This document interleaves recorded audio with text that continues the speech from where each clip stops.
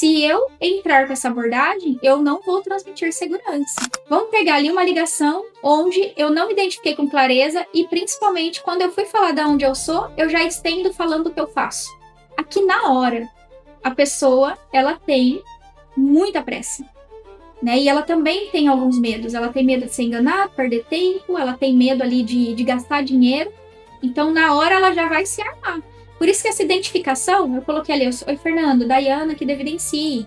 Muitas vezes eu vejo algumas aberturas, quando eu tô ouvindo algumas ligações, onde a pessoa, ela já identificou ali que é o telefone daquela pessoa, e ela ainda entra e fala assim, oi, eu falo com o fulano. Se eu entrar com essa abordagem, eu não vou transmitir segurança.